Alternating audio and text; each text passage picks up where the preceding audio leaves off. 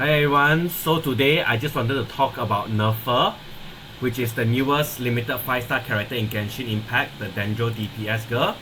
And today I just wanted to show her some of her gameplay, how she plays, what is her playstyle, what is her role in Genshin as a character.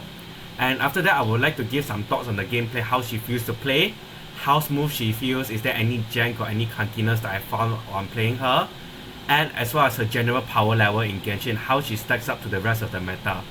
I'll also be talking about some of the weaknesses that I found with her, as well as some of the characters that you must have if you intend to play her to her fullest potential. And lastly, I want to talk about her future-proof value. And lastly, last but not least, I want to talk about is whether or not you should pull her in general. So without further ado, let's get started with the video by first talking about her gameplay. So to just sum up what Nefer does, she's basically a main hyper carry similar to Veresa and Mavica, where she'll be mainly paired with a team of 3 other support, where she's expected to deal the most damage in her team. Her damage mainly comes in the form of empowered charge attacks, where she will be able to get these moon symbol things called Warding Deal whenever in your party triggers a Dendro related reaction, whether it's Hyper Bloom or whatever. After casting her E, she can consume Warden Deal stacks to perform an empowered charge attacks, where although it will take slightly longer to charge up, it will do a lot more damage once it's finished charging up, and you can launch up to 3 of these skill casts, and her skill gives has 2 charges in general. Now this charge attack is where the most of her damage will come from, so be sure that you're utilizing these charge attacks effectively. Now onto her ultimate. Her ultimate is just a small nuke with a nice animation. It's not the greatest thing in the world, so I will just skip past it in general.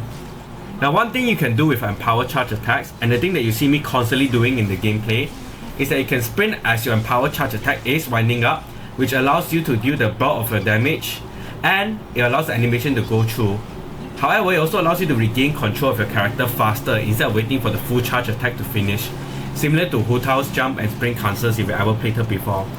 Now doing this is essential to getting the most out of your Nefer's damage, as it allows her to get her damage down faster, which is of course very good in time gated content, in endgame content where you have a time limit, and it also allows you for faster rotations. And honestly, it's just generally a pretty fun thing for her to do as well. So that's just her in a nutshell. Of course, there are a lot of things, how she can gain additional elemental mastery or how she can gain Seed of Deceit or whatever, but that's not what I want to talk about today. So mainly I just want to talk about her pull value in general. So without further ado, I'm going to move on to arguably the most important part of the video, which is her power level in general. So for her power level, you can see that I have the game 8 tier list open, and you can see that she's placed in the S tier alongside other DPS like Flynn, Veresa and Chaska. Now I actually disagree with some of the placements on this tier list. I will actually say that Nefer's place in this tier list is actually pretty accurate, where she's a solid DPS alongside other people like Kinich and Veresa and Flynn, but she falls short of the broken DPS like Mavica and Skirt. So overall, she does pretty good damage, so nothing I will say about that. If you want to pull her just for damage, she will definitely get you by. However, I will say one thing, and that is the fact that her being in S tier is highly dependent on one thing, and it's whether or not you have Llama on your team. She has a similar problem to Flynn, Mavica and Skirk, where if you don't have their dedicated support, their damage kind of falls off a cliff. But in the first case, I will argue that it's actually even worse. In fact, I will argue that of all of the previously mentioned characters, she's the most reliant on her dedicated support. Her damage honestly falls off a cliff without Llama, and it's actually not even funny. The main reason is that because in order for her to reach her full potential, you need to constantly be triggering Dendro reaction while she is not on the field to generate these Warden Deal stacks. She can generate these Dendro reaction with a skill to generate the Warden Deal stacks herself, but it's way less efficient and it wastes way more time. And currently the best Dendro applicator support is Llama. Even with alternate supports like Nahida, the Dendro application won't be nearly enough for her to trigger the reactions required to constantly get enough Warden Deals to get the 3 charge attacks per skill cast off. Now, of course, Llama does provide a lot of other benefits like buff to damage and Dendro resistance threat on enemy, but it's mainly that Dendro application from off field that really helps her a ton, that pushes her to the S tier. So without Llama, I honestly think that she will only go in the A+ or S- tier. Another problem she has is that you must trigger a Dendro reaction to get Warden Deal stacks to be consumed for charge attacks. This is a problem because if you're playing the imaginary Theatum and you can't get another strong Hydro applicator like Aino and Furina, then she basically becomes worthless in that mode. Now, the reason why this is also complicated is because other characters like Yelan and Xingqiu don't really work with her to apply Hydro off use because their Hydro attacks don't work when she charge attacks. Where even if you charge attacks, it only counts as one Hydro application, which means that if you want off-field Hydro for her consistently, your only options are Aino and Furina. So I just yapped a lot, but here is what I want to say in general. With Laoma, she's an awesome DPS that dishes out solid damage, not enough to overthrow the likes of Morika and Skirp, but still awesome nonetheless. However, without Laoma, her damage becomes way lower, she becomes way more clunky and way less fun to play. And in general, it is just not a good time. However, she is still good as a main TPS, and if you pull for her, she will definitely get you by for a long time, especially in Not Cry. So that's all I want to say about her power level. Now I want to just move on to some of her weaknesses and talk about some of the supports you need to alleviate these weaknesses as well. So before I want to talk about some of her weaknesses, I want to go over her most best in slot team right now, which is over here. You see Laoma and Aino. This is her best in slot team and it cannot be changed. Now, to talk about her weakness, is basically right now, she doesn't really have a good fourth main slot.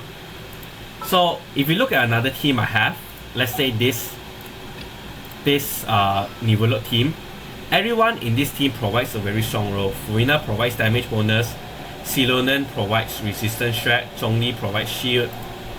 If you look at this Mavica team I have, if I can just stop misclicking, everyone in this team provides a lot of clear roles. Silonen resistance shred, Furina damage bonus, Burnett attack buff and healing. But if you look at Nefer's team right now, she doesn't really have a good main slot outside of Aino. You can maybe use characters like maybe Diona, maybe Shinobu, maybe Nahida if you have her. But the main problem with her is that the meta supports like Silonen, Furina don't work with her because their buffs don't help her. And other Hydro applicators like Xingqiu, like Yelan also don't work with her that well because their swords or their bow off-field attacks don't really work with her attack patterns. So yeah, that's one of the biggest weaknesses, is that she's kind of crippled by the fact that the most meta supports don't work with her. Another reason is the fact that you're basically forced to use Aino as your off-field Hydro applicator because Xingqiu and Yelan doesn't work. But the problem with that is that Aino kind of sucks. She doesn't really provide any utility, any healing.